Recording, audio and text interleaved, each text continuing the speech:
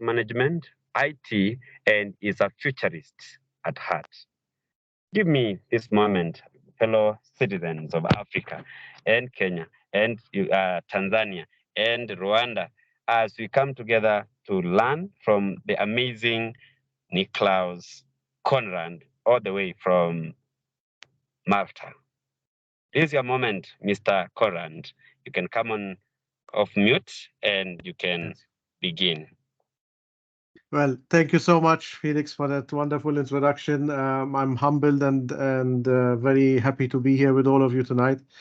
I realize it's quite a bit later for you than it is for me. I'm an hour earlier, so I will try to keep to the timeline and keep it short and sweet and try to go through everything as quickly as I can. So the plan for today was that we would go through some content first and then have some questions towards the end of the session. Yes? Yeah, that's right. Go ahead. That's right. Perfect. Okay. So, and the topic we'll be talking about today is empowering educators, AI in education. Now, Felix already did the introduction about myself, so I won't add too much to this.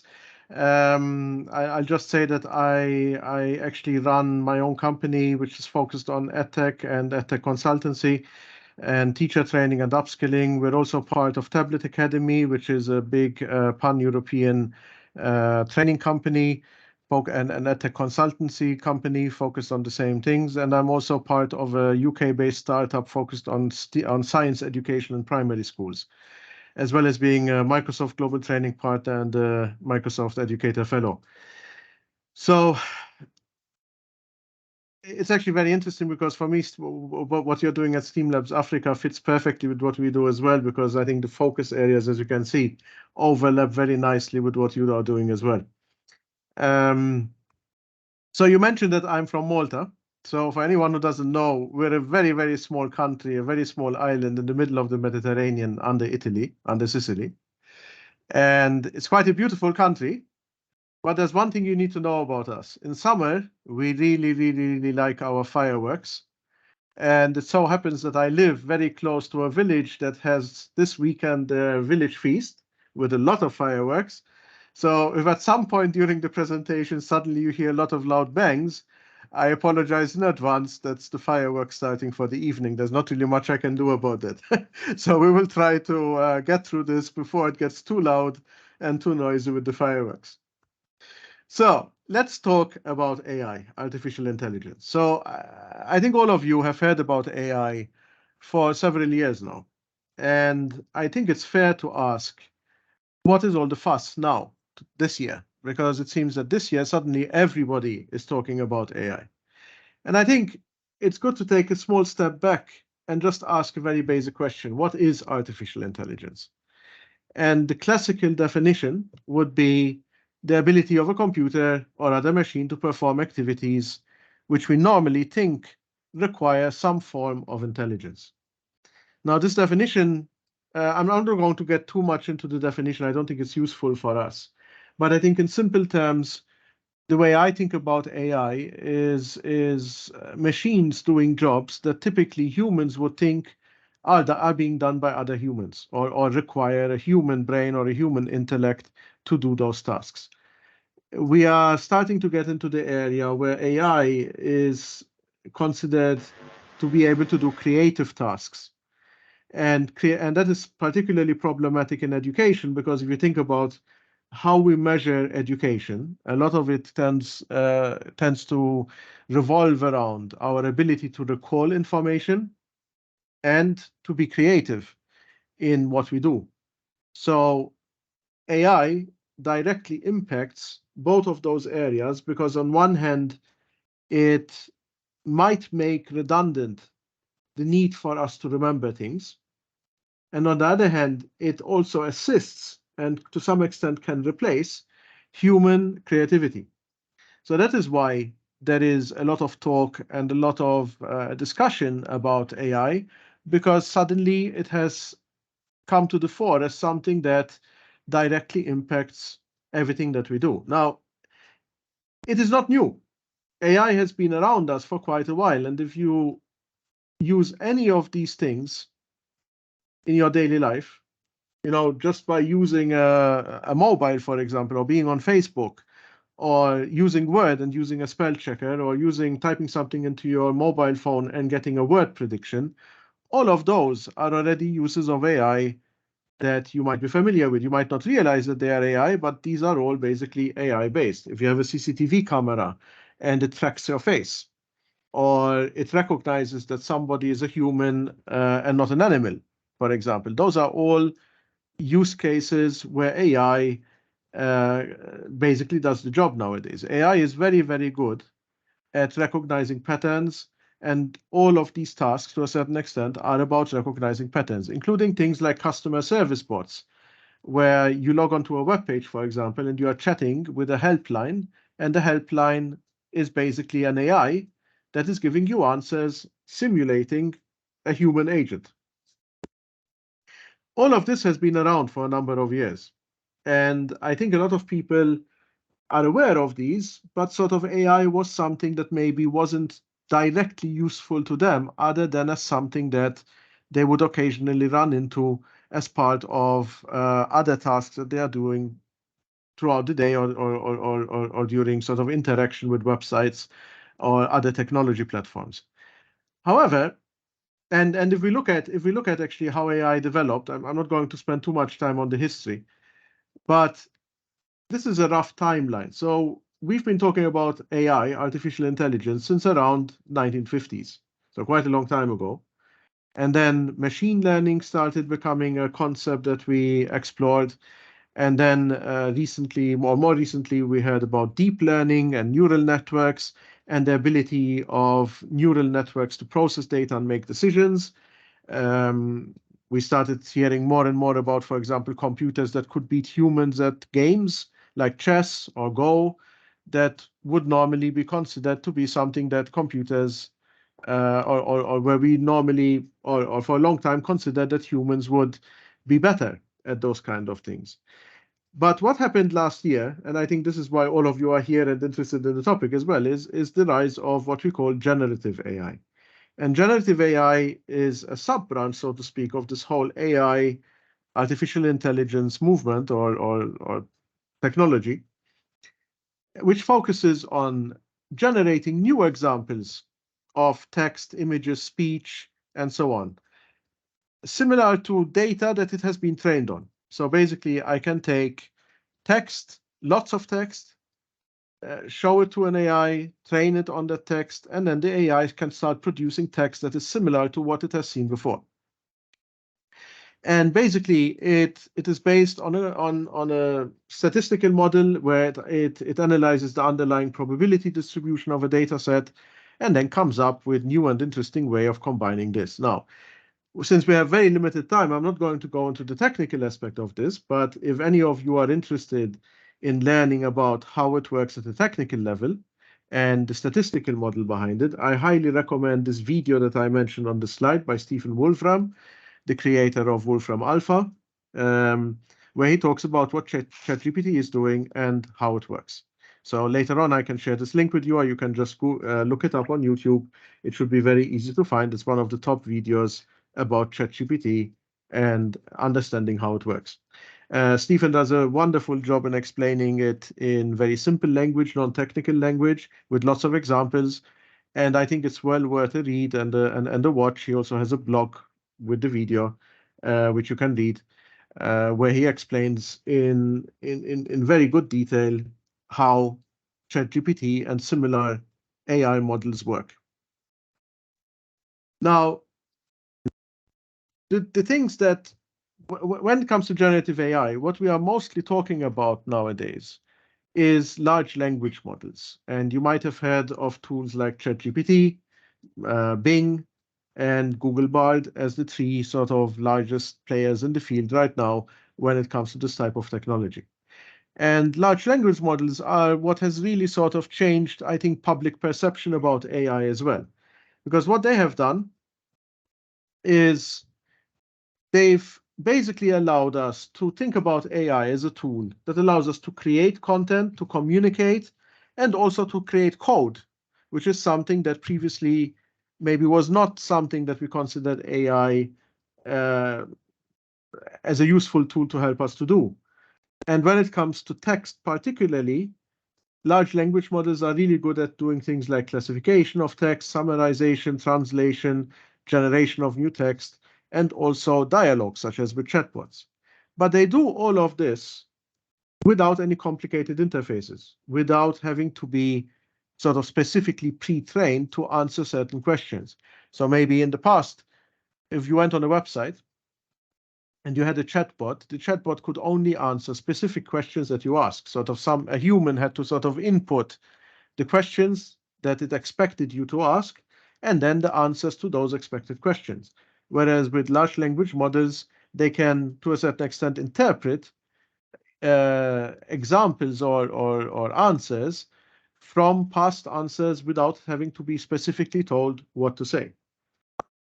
At the same time, they can also be tailored for specific scenarios, and we will have a look at some examples of how this is done and what the output is from that, and can also be embedded in existing systems. So what we are starting to see now is that, for example, a lot of tools that have been around for quite a while, things like, for example, Canva, mentioning a tool that a lot of educators are probably familiar with, now has the option, for example, for you to create content using a ChatGPT-like interface inside Canva, where you just describe the content you want, and Canva creates the content for you. And that is something that I think we will start seeing a lot and a lot more of, because the lack of a complicated interface, so something that makes it easy for a user to interact with the system, is, I think, one of the key features of the technology we are seeing right now. It does not require extensive training, it requires some training, and to become a power user, you have to spend a little bit of time learning the system. But once you do that, interacting with the AI is almost trivial. There's not really much for you to learn. You just describe what you want to have as an output. And because of that, there are actually a large number of use cases, like practical use cases for educators, that directly lend themselves to the use of AI in education, specifically from the educator perspective now. For example, the creation of lesson plans and lesson resources, sample text, rubrics, all of these things over here can be easily done using AI tools and can be done extremely quickly. So with relatively little training, you can get a huge boost to sort of the speed in terms of workflow that you as an educator can have. It can significantly boost your output and productivity in all of these areas and many, many more. There are also applications that are not as widespread yet, but the promise of AI makes these things very, very tangible. The most important one, I think, is this concept of personalized learning and differentiated learning pathways. Now, this is something that I guess we've been hearing again for many, many years, that education should be personalized. It should not be one size fits all. And, we should create resources and pathways for every student and customize them. But the reality is that this is very, very difficult to do, because I think universally, every teacher has the same problem, which is there's never enough time and there are never enough resources to be able to do all of this. And it's simply not feasible that if you have, for example, 20 students, 30 students in a classroom, that you as a teacher personalize the content for every single student on your own. Now, with AI, we are starting to see glimpses of how AI can assist us in actually delivering on a future where education is differentiated and where there is personalized learning for each and every student. And what we are going to start seeing more and more of, they already exist now, and I will show you some if we have time for a small demo later. Things like, for example, virtual tutors. So virtual tutors, the best way to imagine them is basically a one-to-one tutor with infinite patience and no limit on time. So your own personal chatbot, your own personal helpline, where you can ask questions and get explanations about things that you are not sure about or that you need help with in your educational journey. And it will adapt and learn from what the questions you are asking and constantly try to help you learn better or overcome difficulties you might have in learning. Workflows, for example, things that a lot of educators are often not happy with, things that take a lot of time, such as, for example, grading and corrections and administrative tasks, can be automated with AI and can be done so very effectively. And probably many educators will find that the greatest impact from AI in the immediate future will be when eventually workflows get automated and there's less sort of bureaucratic work to do in their day-to-day lives. Now, obviously, this will not happen overnight. This will not happen overnight, but it will have a significant impact, just as we are seeing AI having a significant impact already in other industries and in other sectors. Another very exciting opportunity is adaptive assessments. So basically assessments that are not the same for everybody, just like personalized learning, but we will have personalized assessments where AI can basically help us figure out how to actually test knowledge and skills on an individual basis rather than getting everybody to try to replicate a particular model for assessment, and where the system only rewards those who can basically perform under that particular model. So if right now, for example, we have models which emphasize learners who are able to write and recall information very well, and it penalizes students who are, for example, better at talking about knowledge or about the things that they know rather than writing them down. Right now, it is very, very difficult to find systems that cater for that kind of thing. But with AI, there is the potential that we might be able to see much greater differentiation in the way that assessment happens. And also, very importantly, inclusivity will be significantly boosted by more adoption with AI. Now, I can show you some examples of this that you might already be familiar with. And you probably used already many tools that use AI, including things like, for example, the immersive reader. If you haven't used the immersive reader, you really should try it out. It's a wonderful tool for anybody, any student, any adult who has challenges in reading, children with dyslexia, for example. And also tools like, for example, PowerPoint Coach, okay, which allows you to, for example, practice presentation skills independently. So you are practicing, and PowerPoint is recording you and then giving you personalized feedback on how you are doing your presentations and helping you overcome, for example, certain defects like using too many filler words or using a pitch that is boring or going too fast or too slow. All of these are already available and are examples of AI that is not just about creating content, so not generative AI, but AI that is built into tools to give you a better experience in how you use those tools and also a better experience in terms of outcomes from using those tools. So AI in education will not only be about generating lesson plans more quickly, but more importantly, empowering users, both students and educators, to enhance teaching and learning. And I think that is something that we should all be very excited about. Now, one interesting thing that has happened over the past few months is that most people are very familiar with things like ChatGPT, Bing, and so on. Those are sort of the original tools that everybody started using for AI. And we will have a look at them and sort of show very quickly as well how these tools basically work. But what has happened in the last few months is that we are starting to see more and more dedicated tools, specifically tailored and aimed at educators and how they want to use AI in the classroom or AI in their own personal work as educators. So basically, you are getting pre-made, sort of little tailor-made programs, applets, that make it easier and quicker for you as an educator to work with AI. You don't have to use these tools, but you might find that they actually help you work faster than using ChatGPT or using Bing or using Bard directly.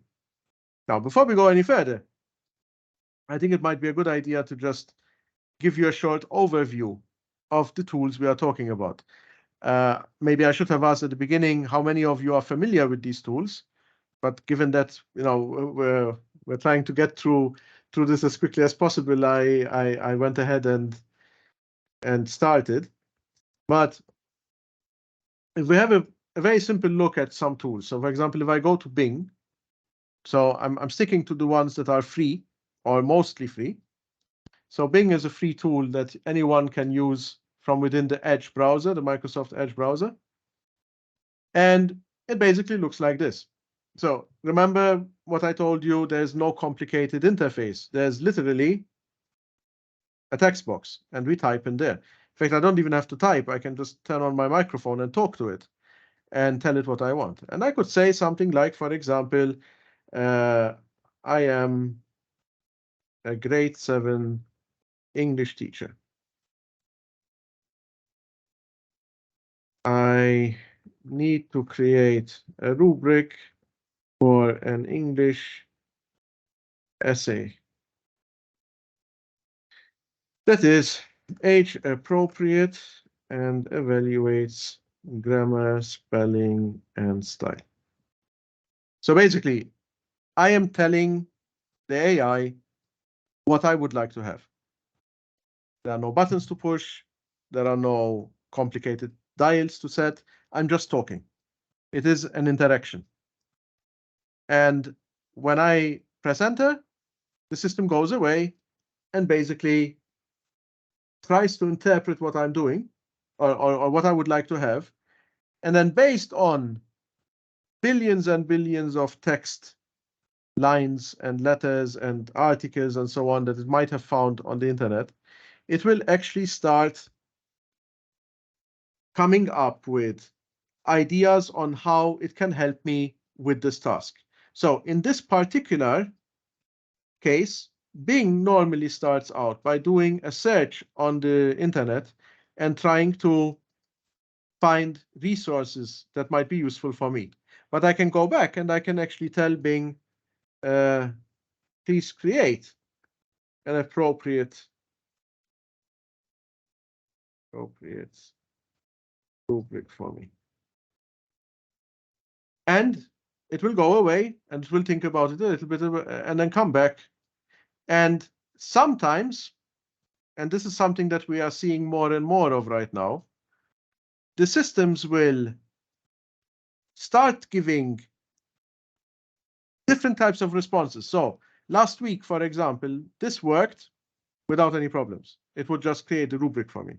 Now we are starting to see, and I will talk about this in the second part, ethical considerations starting to come in. So is this something that AI should do for you, or is this something that a teacher needs to do? Now, if I go to ChatGPT and I ask it to do the same thing, so if I just take the same prompt that I had before,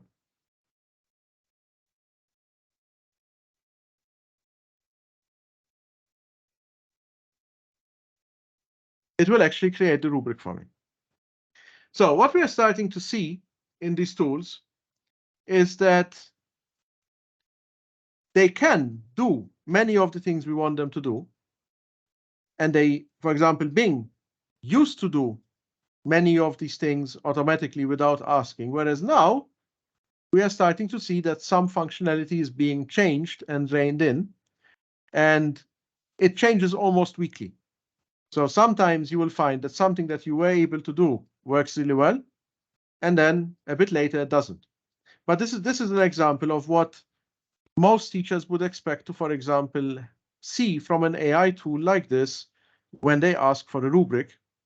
And once we get the result, we can actually go back and change it. We can ask for more information. We can ask, for example, for changes to be made. All of this is very easy to do and very quick to do. So if I stick to to ChatGPT, for example, I could say, create a lesson plan for a physics lesson for students age 13 on gravity. And it goes ahead and basically just creates the lesson plan for me. So I think it's pretty clear how powerful something like this can be for a teacher looking at, updating, creating, and innovating in the way that they produce their content and produce the lessons that they are delivering.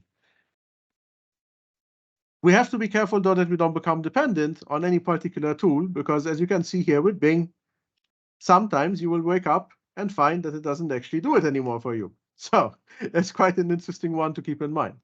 Now, what has happened in the past few months is that we are seeing, as I said, more and more tools that are coming out, which build on ChatGPT, Bing, Bard, and other tools like that, other large language models like that, to give teachers specific tools for specific tasks.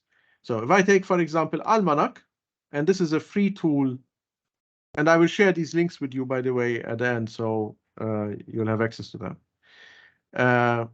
If I log in here, Almanac is a great little tool that allows me to do a number of tasks, which are all subsets of what I could do with ChatGPT or with Bing or with other tools. So it is not something that is completely different to what you can do, but it is a little bit more focused. So for example, I could create a course. I can say, for example, I want to use the Cambridge curriculum for a course on, let's say, biology O level. Okay. And I can actually ask the AI now for this course to suggest units. And it will basically go ahead and generate my entire course overview, syllabus that I want to do for the entire O-level curriculum. So these are the ones that basically we need to cover. And now if I go into, for example, cell biology, the first one, it will actually have generated for me as well the lessons inside those. And I could ask it to suggest some more lessons. Okay, and if I go into any one of these, it will continue generating more and more parts of that scheme of work and the lesson plans that I have. So for example, over here, we have the learning outcomes. And I can even generate the resources for this lesson, everything from particular assessment types. Okay, so I can use this, for example, to create an assessment for the learning outcomes for this lesson. I can select, if I want multiple choice, I want 5 multiple choice questions, and it will actually add those. And there I have my assessment. So, I mean, if we all know as teachers just how much time something like this would normally take. The fact that I've done this now, in a couple of seconds, really, while you are watching, and we have all of our stuff already done, is mind-blowing when you think about it. And once I'm finished, I can just export these to PDF or Google, or I can copy and paste them into Word, and I can start using these. I can even create things like, for example, slides. Like Almanac can create for me an entire slide deck or video recommendations. So think about your workflow as a teacher sometimes. You are looking for something interesting for the students to watch that is relevant to the lesson that they have. So I just click on this, and now it's going to find video recommendations for biological molecules as part of the Cambridge curriculum that we selected earlier on. And it's found basically what it considers to be the top videos that are linked to this particular lesson. So this is a completely free tool, at least for now, because one of the things that we need to also very clearly spell out is that just as, for example, Bing changed over time and now is more restrictive in terms of the output that you get from it, there's no guarantee that these tools will remain free. So you might become potentially dependent on these because they save you a lot of time, but then find that one day they are no longer free. So you have to either find another tool to use, or you have to go back to doing it the old-fashioned way, or you have to start paying for them. They are incredibly powerful tools for educators. And I'll give you one or two more examples. I think we have 5 minutes time. I'll just pick one, like top 3 here, or a couple of them, just very quickly. So for example, Twee is a super interesting tool that is free for now, again, for now, which allows you to use, one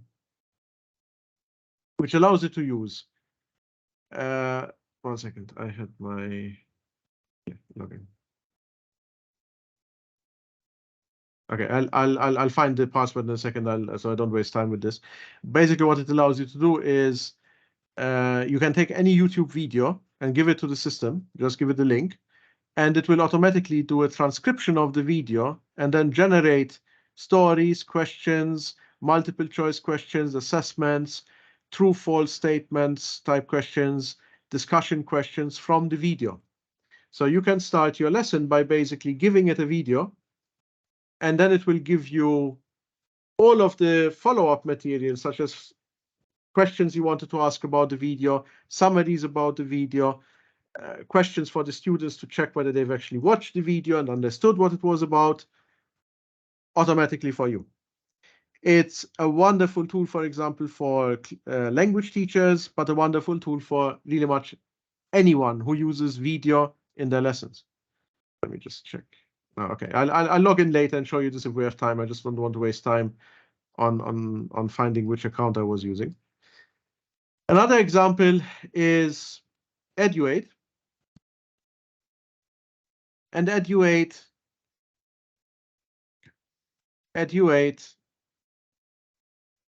is basically a little toolbox of tools that you as a teacher can use, and then now there's going to be overlap with other tools as well. But essentially there are things like, for example, again, a lesson plan generator where I can select for which age group I want to do and then what subject I want to do. I could ask, for example, Edu8 to help me write an email home to the parents of a student with, for example, a particular, for example, your son is misbehaving in class. And now it's going to write an email for me, or an outline of an email that I can then take as a template and use, as my email to the parents about the behavior of their son in class. So it's basically a little toolkit that teachers can use to do everyday tasks or mundane tasks or difficult tasks that they would maybe struggle with sometimes. And it can be quite useful as a daily tool just to make your workflow sort of easier and more productive. Maybe one last one. And if we have time at the end, maybe we can come back and look at one or two more, is magicschool.ai. And Magic School, again, is a collection of different tools, many, many powerful tools, actually, in this one, where you have essentially a toolbox of different things that you can create. So, for example, if I want to create a syllabus, there's a tool for it. If I want to create, for example, what's called a math spiral review, where you link together different concepts in maths and combine them in a way that allows the student to see the connections between them. If you have, for example, something like a text rewriter tool, where you can give it text, but then it changes it and rewrites it to a certain level, for example, of difficulty, or for a certain age group. Or, for example, you want to have an icebreaker tool, an icebreaker activity in your class, or maybe with colleagues, and you have no idea what you want to do. So you just click here and you say, okay, so is it a virtual setting or an in-person setting? Do I have materials or no materials? How many participants? 10. And for example, kick off for the scholastic year. And I say generate. And it gives me, for example, a potential icebreaker option.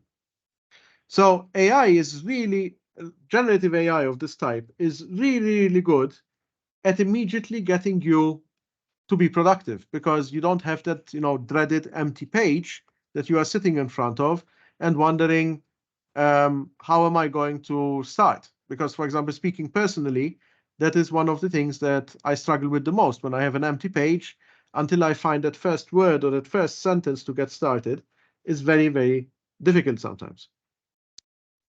So many, many tools. And again, I will share these with you. I will send them to Felix later and you can distribute them. You will have to sort of explore them and figure out which ones are the ones most useful for you. But I think it's safe to say that over the next few months, there's going to be very, very little that you cannot find some tool to help you with, and that can do most of the work that you are currently doing for you. In fact, there are so many tools coming out that it's almost impossible to keep a list. So I recommend that you visit this site, futurepedia.io, where they are basically cataloging tools in a searchable format. So you can investigate and look at different tools as they're coming out, because literally every week there's a new tool or a variation on a tool. They are all, or for the most part, all powered by ChatGPT or other large language model APIs. So there's some similarity between them.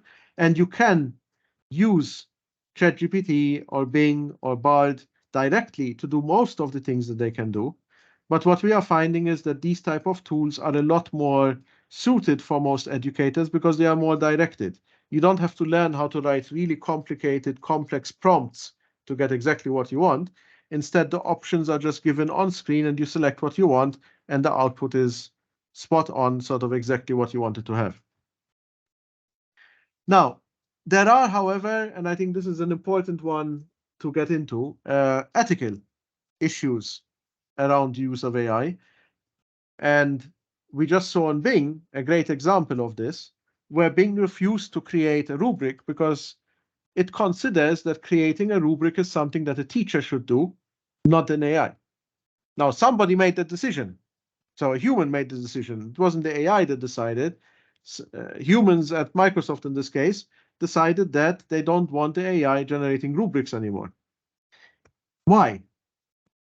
I think this is something that really we're not going to be able to answer here today, but I want to point out that it is important that we start having discussions in our schools and in our communities about some fundamental points. For example, what is acceptable use of AI by educators and students? Can we block AI? The answer probably is no. I am strongly against schools blocking the use of AI because I don't think it works. Every time in the past we've tried to block access to technology, it's never worked.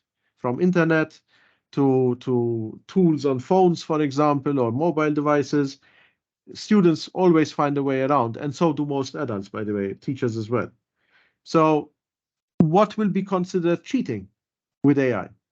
Do we need to revise how we think about cheating and what consists or what cheating consists of? Maybe a wider question is, if there is something that a machine can do for us, should we as humans be doing it? Like, what's the value that we bring to that task, to that particular thing that we want to do? But what are the implications of removing certain tasks that currently we base most of our education model on, such as, for example, the ability to write essays, the ability to recall facts and information and put them down on paper, the ability to, for example, write a poem, for example, could be considered a highly creative task in education, but machines can do it. So do we need to rethink the type of tasks we do in education? Ultimately, I think it will boil down to understanding where the value is of the human element in teaching and learning and how we can raise that human element and amplify it. And also, I think we need to have discussions about how to ensure that we don't have a new digital divide where some people have access to AI and fantastic tools like, for example, AI tutors, and other students don't. Because that will then again have a knock-on effect where some people have and some people don't. And that is never a good thing, especially in education. I think to sum up this problem of ethics, this is a really good example. We had this discussion, actually, this is how, this is something that I discussed with Felix as well. This actually happened in the Microsoft group for innovative educators. If you don't know what that is, every year Microsoft has this program where educators can apply to become Microsoft innovative educators. And as part of the application, they have to write about their personal experiences using Microsoft tools in the classroom. This year, there were a lot of issues, as Sonia told us, Delafos from Microsoft, because these are actual answers that teachers submitted to the questions in the survey. And as you can see, these were written by AI. So instead of writing about their personal experiences, some teachers went to the AI and told AI, ChatGPT in this case, to write the answers for them.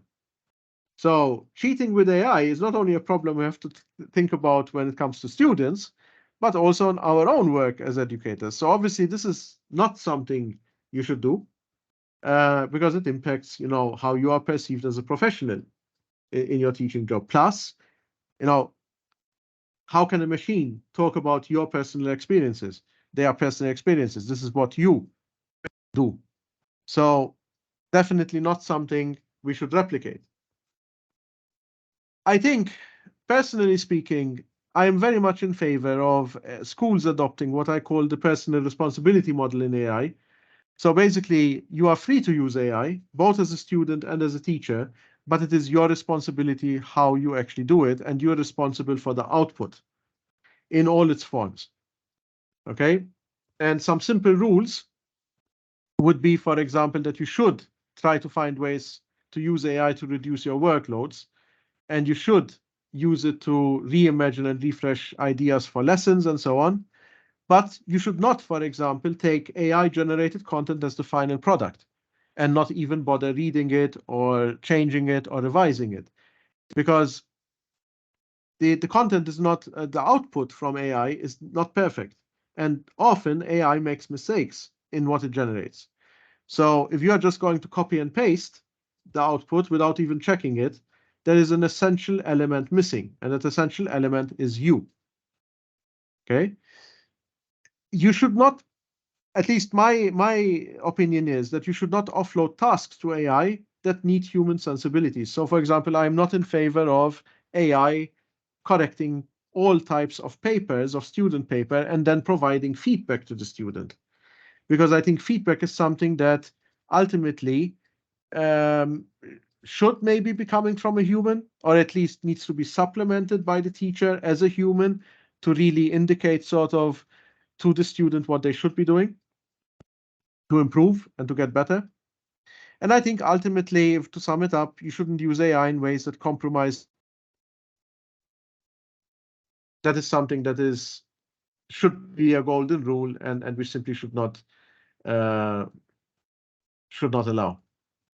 Now, Felix, from my end, that is everything I had prepared. Sorry, I ran a little bit over because we started late, but I hope there's enough time to take some questions as well. That's right. Yes, that's an amazing session there. Thank you, Nicholas. Of course, the audience is here. Some of the members can just raise their hands and, communicate if they want to say something. Also, we have the chat box also, which is open for each and every person. If you want to ask a question, if you want to have a follow-up statement, I can see some people mentioning something to do with getting a certificate from the session, and others asking some questions. Joel, can you see some questions? Yes, Joel? I'm trying to go. Yes, I'm trying to go through the chat box, and one of the items that has come out here is that what is the potential kind of danger when using generative AI, especially for the students? And so this person feels that in the near future, the teacher may be replaced and that students know more than the teachers. I don't know. What's your take, Well, Conrad, about well, look, it is a very, very complicated topic, right? It's not something we're going to answer all questions today. I just wanted to point out, by the way, those of you who want to, you can go to learn.microsoft.com and redeem these codes. Maybe Felix can send them to you later as well, as proof that you were here and as part of your professional development. But coming back to this particular question, I mean, let me give you a use case and share with you sort of my observations on this. I am actually very worried about some aspects of generative AI, particularly in certain aspects of work and education. So one of the top topics that I teach is programming, coding. And for people to get good at coding, they have to make lots and lots of mistakes. And they need a lot of practice. And they need to go back and figure out why something went wrong, and then think about what the problem is, and then go back. And it actually takes several years of work and working in programming, sort of after school. When your first job as a programmer is typically doing pretty low-level things until you sort of prove that you can handle more advanced things. That is how humans learn. That is simply the way that our brain works. We need repetition, we need practice, we need lots of practice. But now I can go, for example, to AI and I can say, write code for an Arduino to control 2 DC motors on a robot and integrate a sonic sensor to allow robots to avoid obstacles. So this would, for example, be a task that I give my students to do. And normally it will take them, a couple of hours, maybe a couple of days sometimes, to figure out all the bugs, to fix everything, to get it working, to test it, iterate on it, and so on. But now students will go and type exactly what I've done here and maybe a few more details to get it even better. And it will generate the code for them. Now, if they become dependent on this to do their work, and they never actually get into the routine of thinking about the problem, writing about it, trying it, and so on, they will never, I think, I'm afraid, be able to fulfill more complicated tasks later on in life that are related to this type of thing. The fundamentals will be missing. So will students eventually know more than teachers? I think if teachers still adopt the model that they know everything and that they're the source of knowledge, then yes, absolutely, they will be, outdated very, very quickly. We have to accept that this is not going away. AI is not going away. Like, even if we don't like it, it's not going to go away. I am worried about this, but my solution to this is that this year, for example, when I'm doing classes with students, is that I actually tell them to use AI to generate the program and to try to use AI to debug the program. But I also have seen that AI is really bad at debugging the programs that it makes. And sometimes things just don't work because the AI is not perfect yet. So what is happening is that I actually find students have to think a lot more and still need to learn how the code works and how the logic behind the code works and how the syntax in the program works to be able to get it to work properly. So in a way, I'm still achieving exactly the goal that I wanted, which is to get them to understand the code and to work through the logic and to understand why something works and why it doesn't work without making them actually write the code. So maybe I am wrong. Maybe this will not stop them in the future learning things sort of the way I used to learn it. It will just change the way that they learn it. Maybe they will not be doing typing anymore and writing lots and lots of code, but they will be focusing in specifically on the areas that the AI was not able to do properly. So it's very difficult. I don't think anybody really has an answer for this. Will, for example, essays that are generated with AI help students learn the language better or not? It depends. If they just copy and paste them and never look at them, probably not.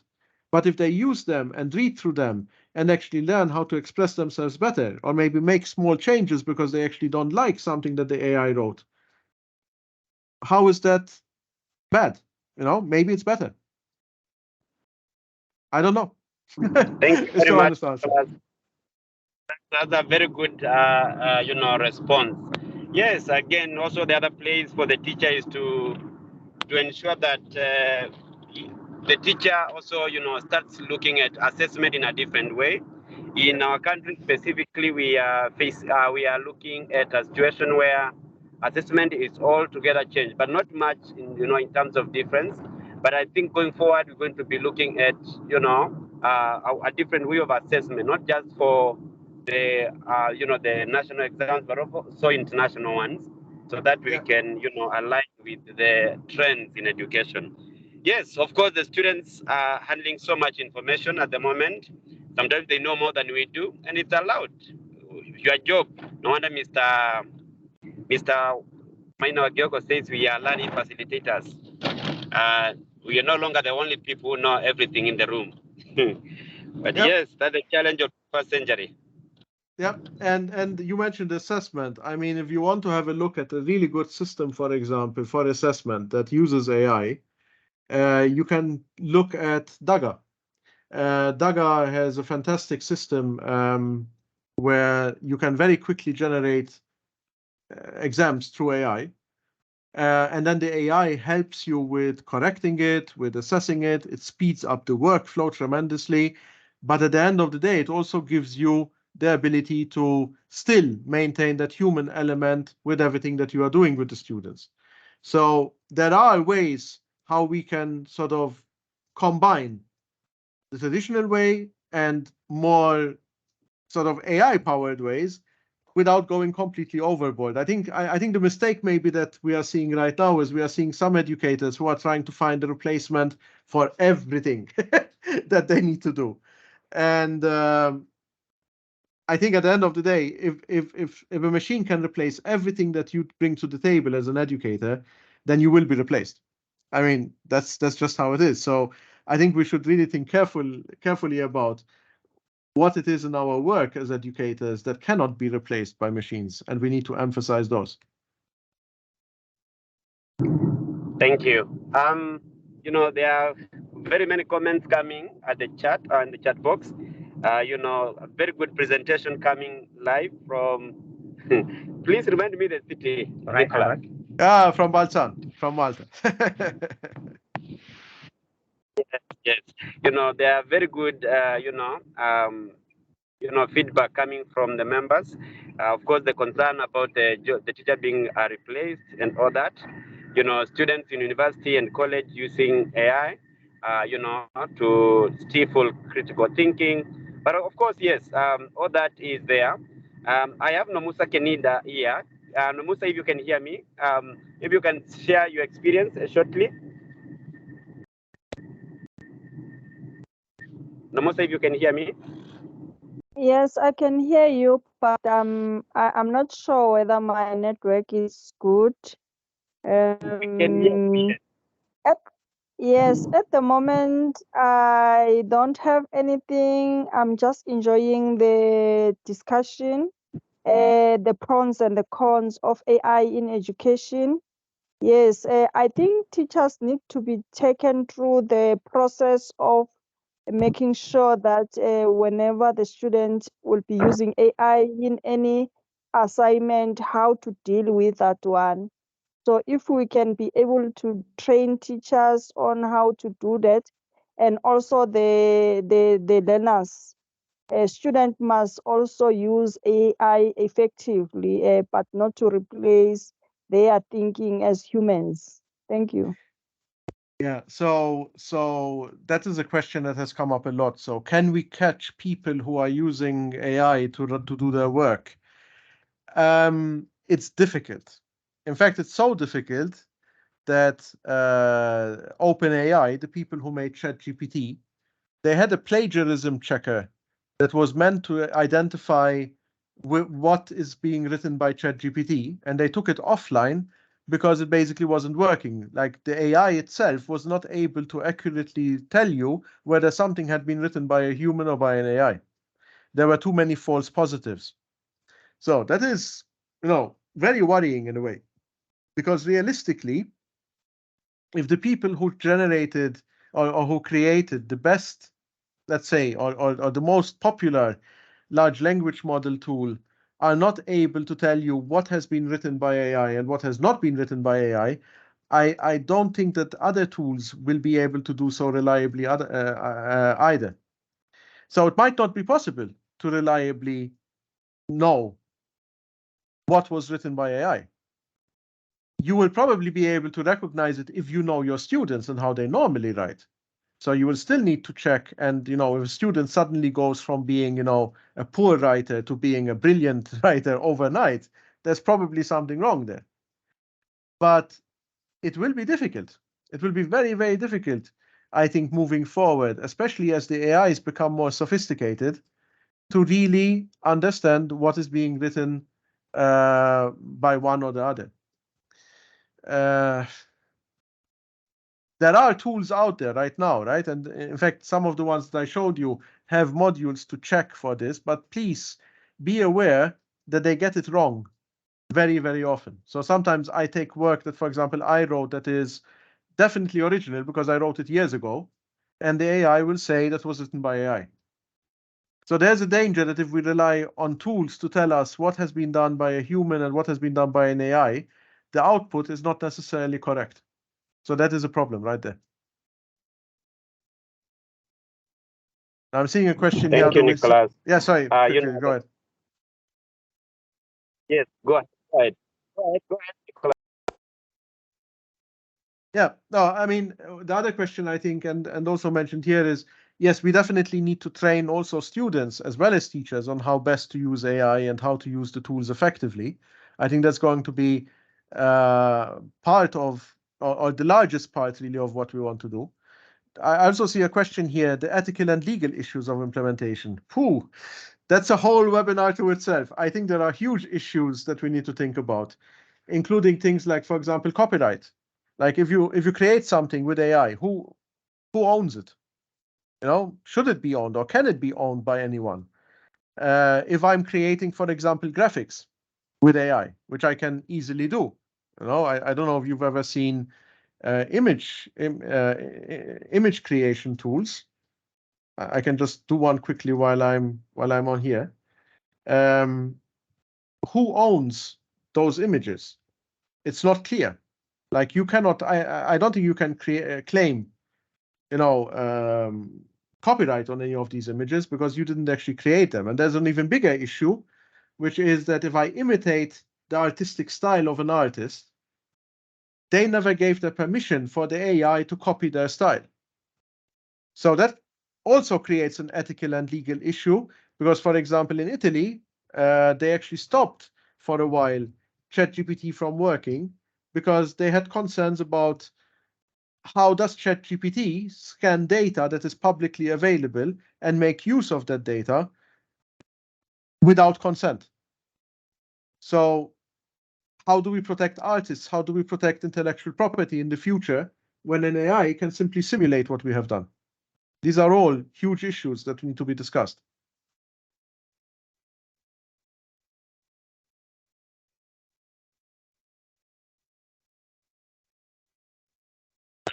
Thank you, Nicholas. I see there is someone who has been raising their hand. If you can hear me, as you look at I don't know, you're using DALL-E or what? For the I'm actually using the Bing image creator because, again, it's a free tool. I prefer using free tools for the demonstration because everyone can try it out. So if you just go to bing.com/create, you have a daily amount of images that you can create for free. Yeah. And, it just works. I was just talking to a teacher who teaches art, and we were looking at, I don't know that topic very well, I don't remember very well, but I was just helping them on how to, create a tasks that children can do, with specific, you have to know the knowledge, you have to know to grasp the knowledge so that you can, search the right thing or reach out or, do the right, what are they called? They commands. There is no, they are not commands. There The is a word. prompts. Yes, you have to know Prompts, how to yeah. write the prompts, right? You have the biggest challenge for students is going to be, and for educators, knowing what to ask and how to ask it, right? That is the challenge with this. So, for example, here I have to know that there's an artist called Monet to be able to create a painting in the style of Monet. If I don't That's know right. that, then there's nothing I can do, right? You can't do anything. So still the people, for those educators asking about critical thinking, yes, critical thinking is at stake, but maybe you think about it differently. If you don't know what you are searching, it's actually creating a more digital divide, because for those people who are the students who are ahead, they will always be the one that are, behind there, because the ones who do not understand the specific concepts, then they will have challenges, to bring out all that. And that's the challenge we have as educators and teachers as support and all that. There was a question from David Ongaya. He sought to find out what is the place of, it's more like a policy, but not policing. Please read my words well, people. Policy. How are we going to convince? And I liked what Nicholas called the personal something responsibility model. How are we going to provide guidance, to the school leadership teams, the head teachers, the directors of schools, so that they can, see how they can leverage and guide the school on that aspect. So, funnily enough, you can actually just ask ChatGPT to write an acceptable use policy for you. Because, if you want to, like, this is the type of document that is typically like really boring to write, and AI is perfectly suitable to write this stuff. The problem with acceptable use policies is that often they are there to protect the school, not to really encourage teachers to use AI properly. And one issue is that, for example, an acceptable use policy like this is perfectly okay, but is also completely unenforceable, because it is asking you to do things as a teacher that you really have no control over. Like, for example, use AI systems or data only for educational purposes that are aligned with the curriculum goals, learning outcomes, pedagogical approaches. Okay, maybe you can do that one, but how will you, for example, select AI systems or data that are appropriate for the age level needs and preferences of the students? You don't maybe understand all the systems and how they can be used. Okay, it's not so easy to implement some of these things.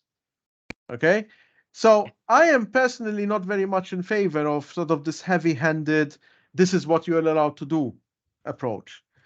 I prefer a model that looks a little bit more like, we say that, look, let's treat it like almost an honor pledge. Let's say that I am going to use AI, but I also understand that, look, I have to respect the rights and dignity and privacy of students and parents and colleagues. Like, I cannot go, like, it's not okay for me to, for example, take a photo of a student and make a funny picture of him using AI and then post that to the classroom, because it wouldn't be nice if they did it to me. So why would I do it to them or to do it to a colleague? That if I am going to use student data, I have to get their consent before I can do it. That I am clear and honest about how I'm using AI and why I'm using AI, so that I don't try to hide the fact that I'm using AI, but I explain that, look, I'm doing this because it will help me do things more efficiently, better, more quickly. If you don't do these things, it will just come back to, negatively in the future. Maybe I just share this with you. I asked many students that I have, teenagers especially, what they think about educators using AI. And it really surprised me, because all of them, like a pretty big group, when they thought about it, they told me, you know what, we don't mind. Like, in a way, it's maybe better, because if I have an essay or if I have work and maybe the teacher doesn't like me, maybe they give me a lower mark than I would have gotten from another teacher that likes me. At least the AI is fair. So this question of fairness in assessment, something, for example, that Daga does very, very well, is important. But it was also interesting that all of them independently, and I did not prompt them for this. I asked them individually. Almost all of them told me, but you know what? If teachers start using AI to do, for example, corrections, to do all the boring stuff and the things that we think they should be doing as teachers, then they should get paid less.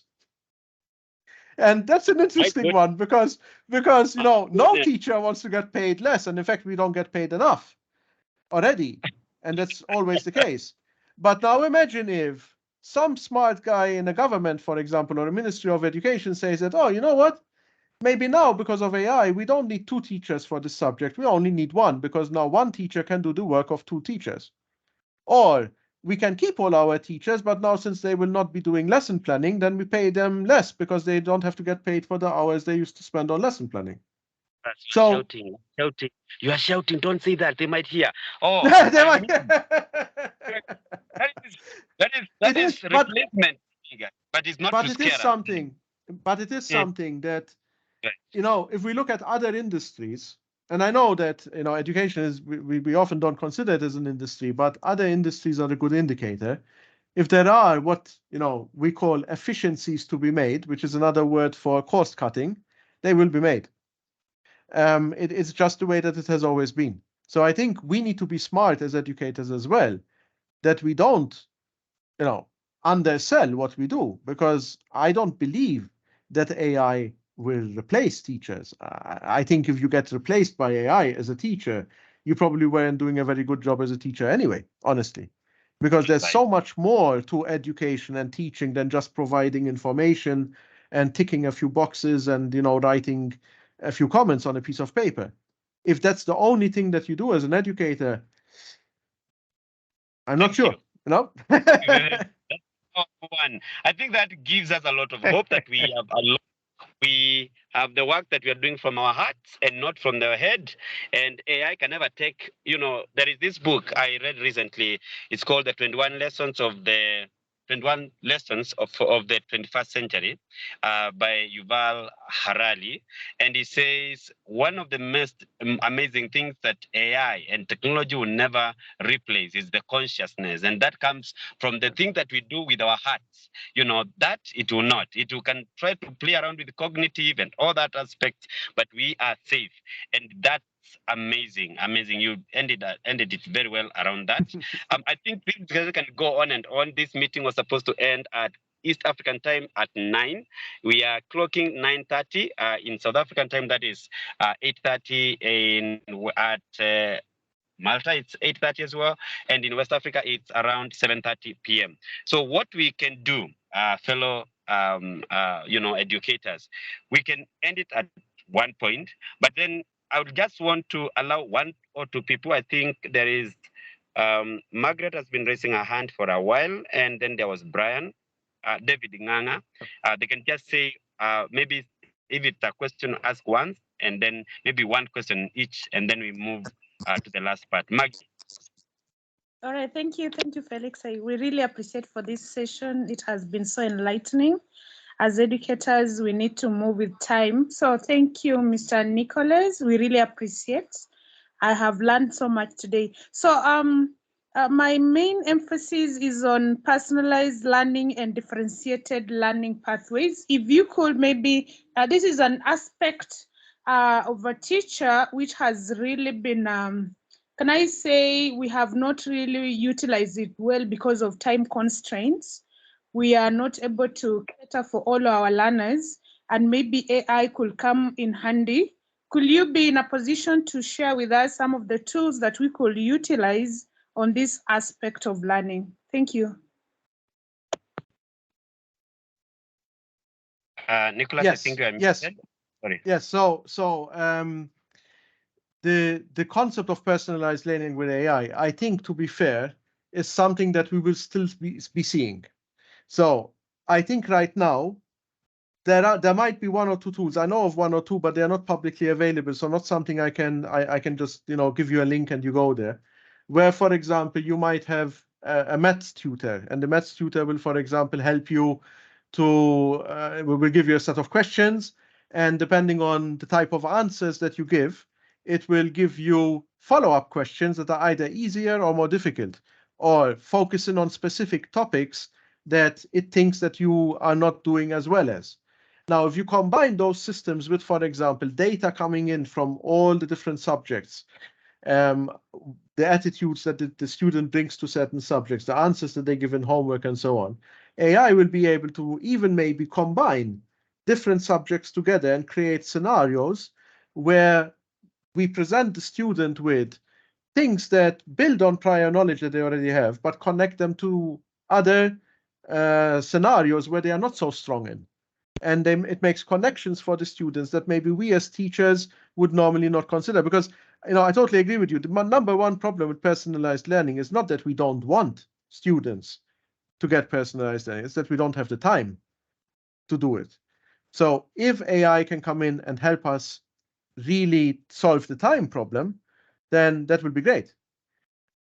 There's no off-the-shelf tool that I can give you right now that will say, okay, plug this into your classroom and now you have personalized learning. I think what we will start seeing over the next weeks and months is bits and pieces of this concept of creating personalized learning drop into existing tools maybe. So maybe you have, you could take, for example, something like Almanac right now, and you could describe to it that you want to have a curriculum that is adapted to, for example, a particular student who is, let's say, faster than the rest of the class. So you want to challenge them a bit more and give them a few more topics. And maybe there are some lessons that you want to adapt because they might be too difficult for some students. And we can do it that way. And we can deliver that now because we can produce that content much faster. But in the next couple of months, and I know it's frustrating not to be able to tell you sort of, here, go to this tool and use this, you are going to see that across a wide variety of technology and platforms, you will, for example, I saw a system recently, again, it's not publicly available, but it's a VR-based tutoring system where you log into a VR world and the VR world adapts itself and the tutor in the VR world adapts to what you have already done in that world and the knowledge that you've already displayed, and it constantly feeds you new questions and new ways of approaching a topic so that you are constantly challenged to learn new things. Maybe the closest thing that is available right now to personalized learning that is easily accessible, you might be familiar with Khan Academy. So Khan Academy is one of the sort of most popular sites when it comes to video-based learning for maths, especially. And they recently launched a personalized tutor for maths called Khanmigo. And Khanmigo costs $20 a month right now. So this is again the question of equity now. Who will have access to this type of personalized learning? But it's already available. And it's actually very, very good. So if you subscribe to Khanmigo, you will basically have your own personalized AI tutor who will sit next to you when you are doing maths work and guide you basically in how you should be thinking about the problems, where your maybe gaps in understanding are, and so on. So that will be the future, I think. Wow. That is powerful. I know we have inclusive learning next week, members. Next week, we'll be having a session on inclusive pedagogies. So aspects to do with the differentiation, IEPs, and all sort of other stuff. And we'll be looking at the AI angle. Of course, Nicholas, we might want to include you to just come in and, bring in that as well. So because this is your huge resource, and we are very grateful to have you here. And I still see Mr. Nganga is there, David. You have a question. I know, Maggie, it may not be very clear, or the question has not been handled fully, but we have more time. Nicholas has tried to delve into that. Is that okay, Maggie? Can we go to Brian now? Not Brian, David. All right, thank you. Okay, thank you. Thank you, ma'am. Yes, Nganga? Yes, let me from the onset, I want to thank Nicholas for the presentation. Again, I wanted also to second his prior statements about the replacement of a teacher in classroom or in learning setup. Particularly on my side, I don't see a teacher being replaced because we have a huge role actually to guide the learners on what is good for the that is curriculum, what they're supposed to cover at a particular level. That one, I'm confident that we still have our positions as teachers to guide the learners in this direction. Again, it is also good that I've just picked a bit on the tools that can assist us in assessment. But again, there are also tools that can, is AI, that is the question. The AI, is it in a position to limit the access of these learners? Where are they supposed to, or to what extent are they supposed to access the AI? Can it limit actually? Well, I think that probably there will be ways built by the people who build the AI to limit, for example, access to the AI from schools. But I don't think that limiting access will ever be something that is truly achievable. I think we need to convince students that there are some things they don't need to use AI for, they shouldn't use AI for, because it's in their own interest. But the universal problem always, with young people is that if you tell them not to do something, they go out and do it even more. So if you tell them don't go on the internet, they will go on the internet. If you tell them don't listen to that music, they will listen to that music. If you tell them don't use AI, they will do everything possible to start using AI. So this is more of a parent than as an educator speaking now. It's just the way that humans work, I think what we need to explain to them is that, look, you may not always have access to AI. You may not always be in a position to handle a problem, or rather, one day you might have problems that AI cannot help you with, where you need real human ingenuity and real human creativity and real human insights to be able to effectively deal with that problem. And if you don't practice those skills, then you will not have the capability to handle those kind of problems. And I think it is very, very important that I think, students are smart enough to understand that. It's a little bit like being a football player, Can you be a football player and never practice with the ball? No.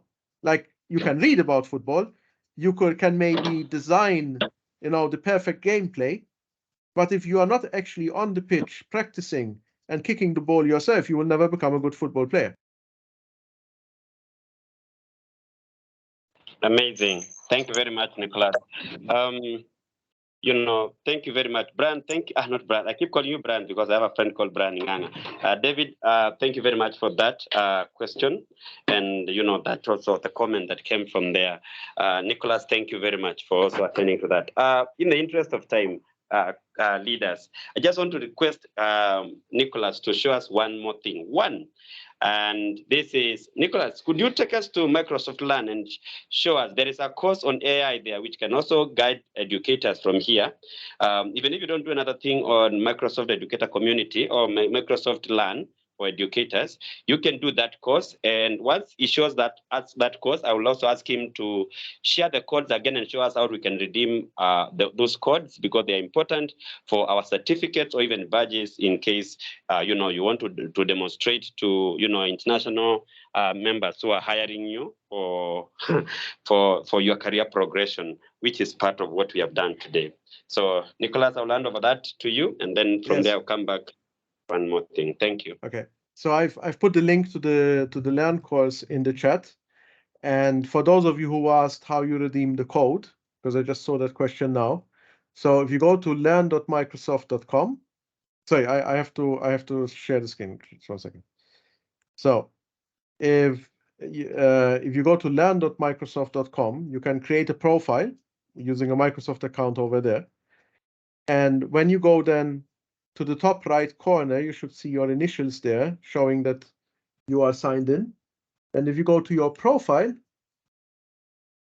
you are able to basically go to achievements over here.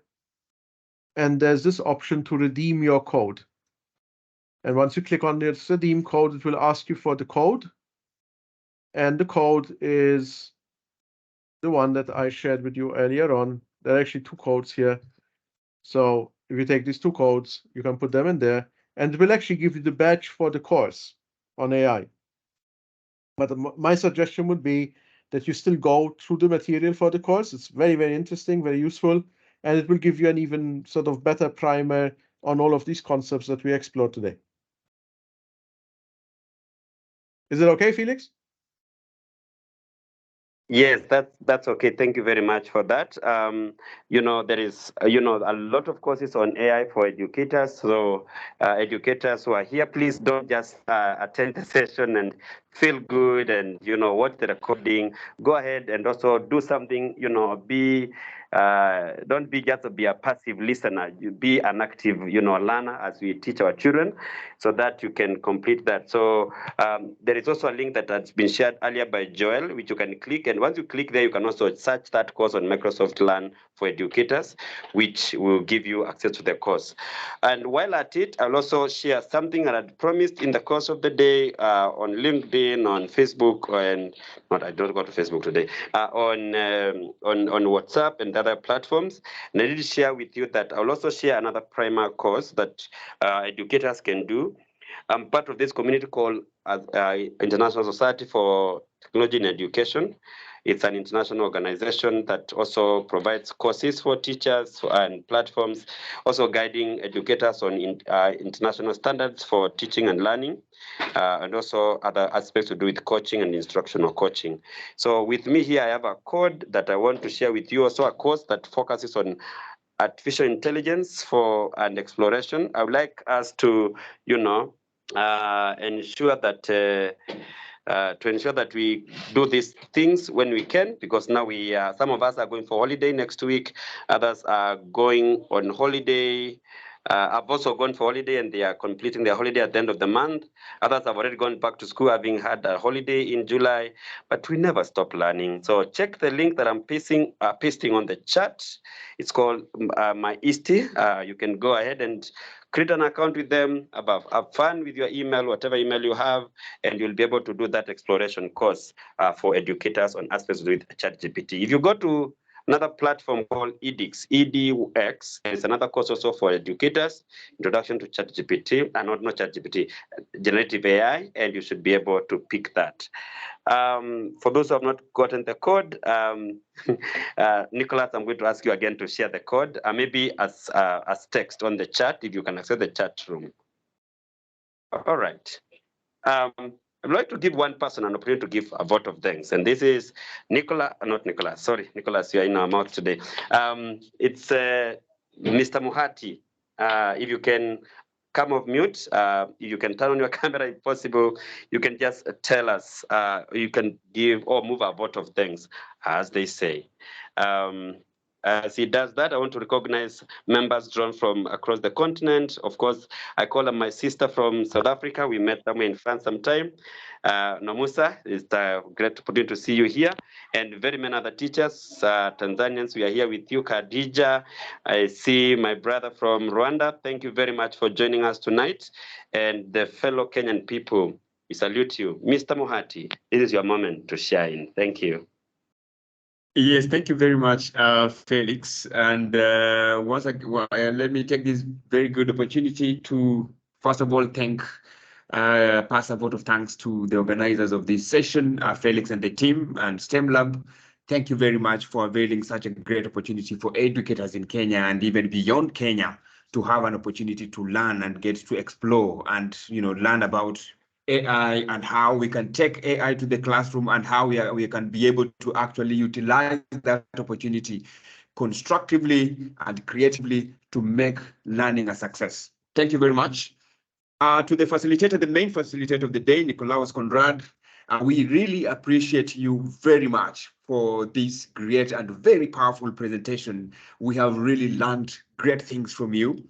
My biggest takeaway is I was actually trying out that thing, what is it called?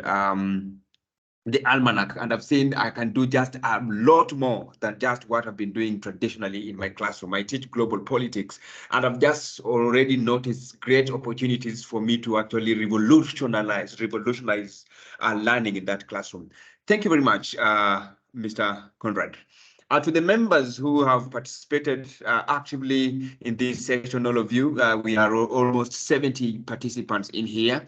Thank you for your time and the patience that you've had to, to just be part of this wonderful conversation all the way until 9:40 p.m. in Kenya. It is not easy. Thank you very much, and I wish you a very good night. Thank you. Thank you, Nicholas. Thank you, thank you, thank you.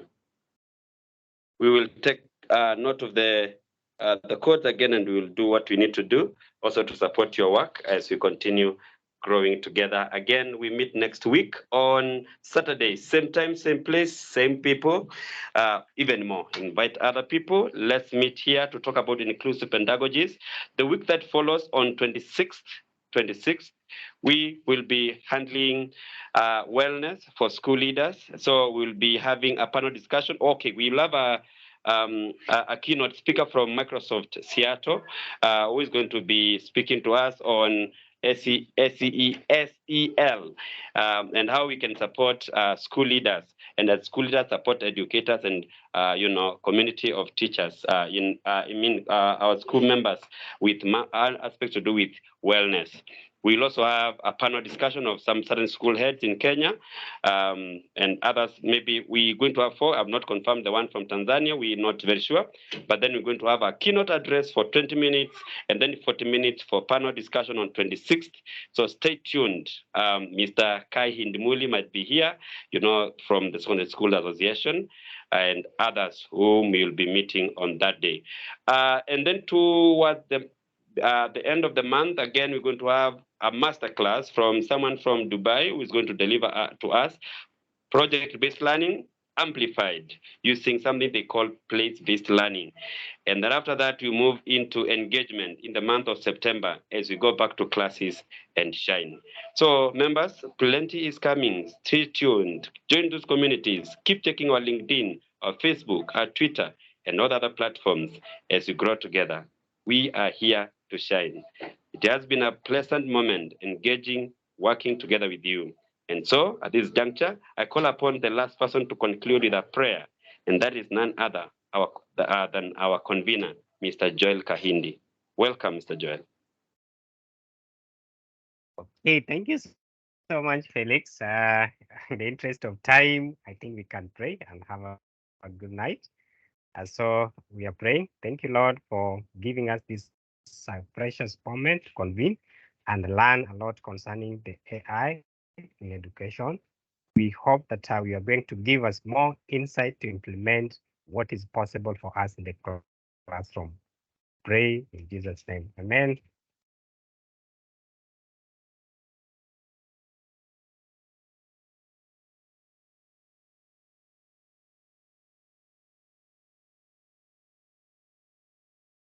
Thank you, everyone, and bye.